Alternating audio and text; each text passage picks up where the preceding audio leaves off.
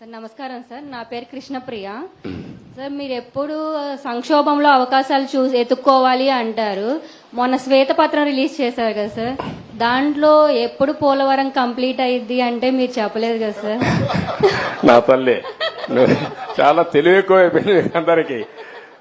ఇప్పుడు పోలవరం వచ్చింది ఇష్యూ ఏంటంటమ్మా, అక్కడ డయాఫామ్ వాల్ ఒకటి ఉంటుంది. మీకు అందరికి రాష్ట్రంలో ఉండే అందరికి అర్థం కావాలి. పోలవరంలో నదిలో ప్రాజెక్ట్ వస్తుంది, ఎక్కడైనా సరే నదికి అడ్డంగా కడతాం. పోలవరం నదినే తిప్పి ప్రాజెక్ట్ కడుతున్నాం. ఈ నీళ్లు పక్కకు తీసుకొచ్చి అక్కడ ఎర్త్ కమ్ డ్యామ్ అంటే ఒక పెద్ద డ్యామ్ కడతాం. పోలవరంలో ఏంటంటే కిందన పొరలన్నీ ఇసుక పొరలున్నాయి, నీళ్లన్నీ వెళ్లిపోతాయి. అవి అరెస్ట్ చేయాలి. అది అరెస్ట్ చేయాలంటే ఒక స్పెషల్ టెక్నాలజీతో 95 మీటర్ల వరకు ఒక కట్టడం కట్టాలి. ఒక స్పెషల్ టెక్నాలజీతో ఒక పెద్ద కట్టడం కడతాం. దానికి జర్మనీ కంపెనీ వచ్చి మొత్తం వేశారు. దాన్ని డయాఫామ్ వాల్ అంటారు. అది నేనేం చేశానంటే, పోలవరంలో 6 నెలలే పనులవుతాయి. జూలై నుంచి వర్షాలు వస్తాయి, డిసెంబర్ వరకు వరదలుంటాయి. డిసెంబర్లో ప్రారంభిస్తే మళ్లీ మేకంతా పూర్తి చేయాలి. జూన్లో మళ్ళా వర్షాలు పడే పరిస్థితి వస్తుంది. 6 నెలలే వర్కింగ్ సీజన్. నేను కష్టపడి 2 సీజన్లో ఆ డయాఫామ్ వాల్ పూర్తి చేశాను, చాలా ఇబ్బందులు పడి. తర్వాత స్పిల్వే కట్టాం, అవన్నీ పూర్తయినాయి. ఈ పని చేయాలంటే ఎర్త్ కమ్ డ్యామ్ కట్టాలంటే పక్కన 2 వాల్స్ కట్టాలి. అవి కాఫర్ డ్యాములు అంటారు. దానికి కూడా నీళ్లని రాకుండా కొంతవరకు డ్రౌటింగ్ చేయాలి. డ్రౌటింగ్ కూడా చేసి అక్కడి నుంచి కట్టుకొని రావాలి. కరెక్ట్ గా నేను అధికారంలో ఓడిపోయింది మేలో ఓడిపోయాం. మే జూన్ వరకు గాని పనిచేస్తుంటే డయాఫామ్ వాల్స్ అన్ని పూర్తి చేసేస్తుంటే నీళ్లు అక్కడికి వచ్చేటి కాదు. ఒక చిన్న గ్యాప్ ఉంటే కాంట్రాక్టర్ మార్చారు, ఆఫీసర్లు మార్చారు. వర్షాలు వచ్చాయి, 2 ఏళ్లు పట్టించుకోవాలా. నీళ్లన్నీ వచ్చి డయాఫామ్ వాల్ కింద నుండేదంతా సుడులు తిరిగి, ఎందుకంటే అవి పెద్ద ఎత్తున 20 లక్షలు 30 లక్షల క్యూసిక్స్ ఆఫ్ వాటర్ వస్తుంది.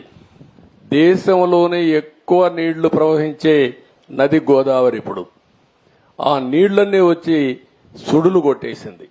కిందన మట్టి అంతా ఇసుకంతా తీసేసి కొట్టుకొని వెళ్ళిపోయింది. ఆ సుడులతో కాఫర్ డ్యామ్ దెబ్బతినింది, డయాఫామ్ వాల్ దెబ్బతినింది. ఇప్పుడు నువ్వు అన్నట్టు సిడబ్ల్యూసి మన దేశంలో సెంట్రల్ వాటర్ కమిషన్ అనేది అతిపెద్ద టెక్నికల్ అడ్వైజరీ కమిటీ. వాళ్ళు చెప్పింది ఫైనల్. ఇప్పుడు వాళ్ళు కూడా చేతులు తీశారు. దీన్ని ఏం చేయాలన్నా మాకే అర్థం కావడం లేదని. అక్కడ డయాఫామ్ వాల్ కట్టింది నేను 446 కోట్లతో డయాఫామ్ వాల్ 2 సీజన్లో పూర్తి చేశాను. ఇప్పుడు 3 దిక్కల 33% కోసకపోయింది, దెబ్బతినింది. దానికి 447 కోట్లు అవుతుంది. ఈ 3 దిక్కల రింగ్ బండమారిగేసి కట్టేస్తే అయిపోతుందంటే అది కూడా మేము చెప్పలేము. ఒకవేళ మొత్తంగానే డయాఫామ్ వాల్ కట్టాలంటే 990 కోట్లు అవుతుంది. అది 990 కోట్లు. రిపేర్ చేయాలంటే 447 కోట్లు. ఒరిజినల్ గట్టిపై ఖర్చు పెట్టింది 446 కోట్లు. పైనుండే కాఫర్ డ్యాములు దెబ్బతిన్నాయి, అక్కడి నుంచి నీళ్లు వస్తున్నాయి. ఆ నీళ్లు అరెస్ట్ చేయకపోతే ఇది కట్టలేము. ఇవన్నీ చేయాలంటే ఏం చేయాలనో, నేను ఇంజనీర్ని కాదు, నాకు తెలియదు. నేను అడ్మినిస్ట్రేటర్ని, నేను కట్టాలని తపనుంది. దాన్ని ఏం చేయాలో ఇంజనీర్లు చేయాలి. ఇప్పుడు వాళ్ళు ఏం చేశారంటే అమెరికాలో ఉండే 2 ఎక్స్పర్ట్లని, కెనడాలో ఉండే ఇంకొక 2 ఎక్స్పర్ట్లను తీసుకొచ్చి ఇప్పుడు పని అంతా చూస్తున్నారు. ఇన్స్పెక్షన్ చేశారు, నిన్న మొన్న వచ్చారు. వాళ్ళు మొత్తం స్టడీ చేస్తున్నారు. ఏమి ఇవ్వాలనో వాళ్ళు ఇచ్చిన ఆలోచనలు ఇచ్చిన తర్వాత పూర్తి చేసే కార్యక్రమానికి శ్రీకారం చుట్టాలి. ఇప్పుడు దీంతో ఏమైంది, ఆయన నేను రివర్స్ టెండర్ అన్నాడు.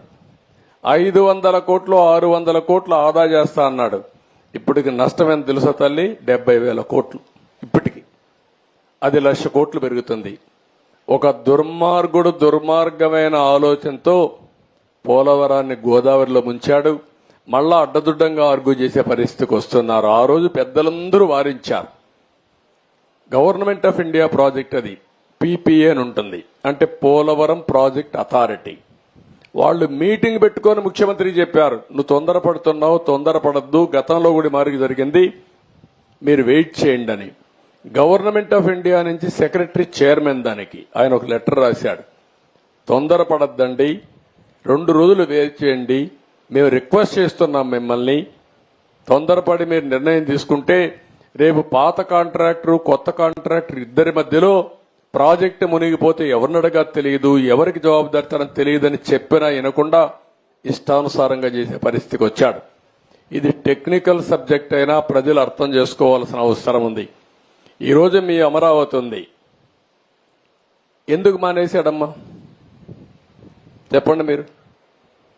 హైదరాబాద్ లో నేను హైటెక్ సిటీ కట్టాను, వీళ్ళ తండ్రి ముఖ్యమంత్రి అయ్యాడు, ఆయన వస్తాను హైటెక్ సిటీ కొట్టేసి ఉంటాడు అనుకోండి, ఏమయ్యేది? హైదరాబాద్ ఆగిపోయేది కదా. ఇక్కడికి వస్తానే ప్రజావేది కూల్చేశాడా లేదా, నిలిపేశాడా లేదా, తప్పుడు ఆరోపణలు పెట్టాడా లేదా? భూములు మీవి, ఇచ్చింది ల్యాండ్ పోలింగ్ లో, మీకు ఇప్పటికి కూడా నేనేం చేస్తున్నాను, కౌలు ఇస్తున్నాను, 10 ఏళ్ళు ఇస్తానని 10 ఏళ్ళు అయిపోయింది, మళ్ళా ఎక్స్టెండ్ చేయాలి ఆలోచిస్తున్నాం.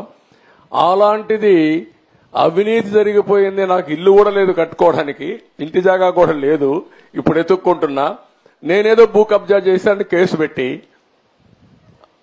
ఎప్పుడు కూడా పిచ్చి కుక్క మంచి కుక్కను కూడా పిచ్చి కుక్క అంటే మీరేం చేస్తారు? అది మంచి కుక్క పిచ్చి కుక్క తెలియదు, మనిషి కుక్క రాయేసి ముందు చంపేస్తారు దాన్ని. అదే మారే చేశాడు అమరావతిని, అవునా కాదా? ఇదే జరిగింది. రాజధాని నా పేరే కాదు, వాడికి మీ అందరి మీద కోపం ఉందంతే. పిచ్చోడికి ఎందుకు కోపం ఉంటుందో ఎవడికి తెలియదు, అంతే. అది రాకూడదు. ఆ రోజు రాజశేఖర్ రెడ్డి నాకు పేరు వస్తుందని కూడా కట్టకూడదు కదా, ఔటర్ రింగ్ రోడ్ కట్టకూడదు కదా, ఎయిర్పోర్ట్ కట్టకూడదు, అన్ని చేశాడు. 2-3 ప్రాజెక్టులు నిలిపేశాడు. ఒకటి ఆ రోజు ఆయన చేసిన పని, మెట్రో కావాలని మార్చి నేను గవర్నమెంట్ లో చేయాలని చెప్తే కాదు ప్రైవేట్కి ఇస్తానని సత్యంకి ఇచ్చి సత్యాన్ని ముంచేశాడు. పాపం సత్యం జైలుకు పోయే పరిస్థితికి వచ్చాడు రామలింగరాజు. అదొకటి చేశాడు. రెండోది, నేను ఆ రోజు ఫార్ములా 1 ఒకటి తీసుకొస్తే దాన్ని కూడా వద్దు, కార్ రేసింగ్ ఏంటి, నేను అనుకుందంటే ఫ్యూచర్ కి పిల్లలంతా కూడా ఎక్కడికడికో వెళ్తారు, ఇక్కడ ఉండాలని అది పెడితే దాన్ని తీసేశాడు. మూడోది, ఇంకొక ప్రాజెక్ట్ ఏదో ఉంటే ఒక 2-3 ప్రాజెక్టులు తప్ప అక్కడ అన్ని హైటెక్ సిటీ, వ్యాన్పిక్ సిటీ అన్ని చేశాడు. దానివల్ల హైదరాబాద్ బాగా అభివృద్ధి అయింది. తర్వాత వచ్చిన ముఖ్యమంత్రులు రోసయ్య, కిరణ్ కుమార్ రెడ్డి, తర్వాత వచ్చినటువంటి కేసీఆర్, ఇప్పుడు రేవంత్ రెడ్డి గారు, అందరూ దాన్ని బాగా చూసుకున్నారు.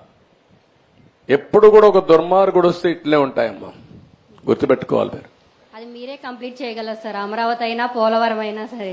మీరందరూ కూడా అమ్మా, రాష్ట్రంలో ఉండే 5 కోట్ల మంది ప్రతిరోజు ఒక్కసారి మీకోసం దేవుణ్ణి ప్రార్థించండి, ఈ ప్రభుత్వం కోసం కూడా దేవుణ్ణి ప్రార్థించండి. ఇవన్నీ పూర్తి కావాలని, పూర్తి అవుతాయి, చేస్తాం.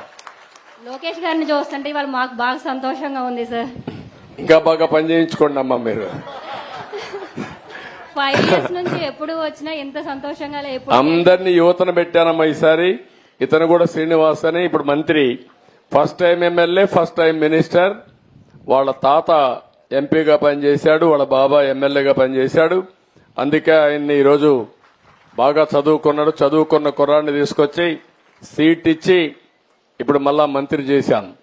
కాబట్టి ఇలాంటి యువకులను పెట్టాను, ఎందుకంటే మీకు మంచి పనులు చేయాలని. వాళ్ళు ప్రూవ్ చేసుకునే బాధ్యత వాళ్ళకుంది, ప్రూవ్ చేసుకోకపోతే ప్రూవ్ చేయించే బాధ్యత కూడా నాకుంది, వదిలిపెట్టనేవారిని. నెక్స్ట్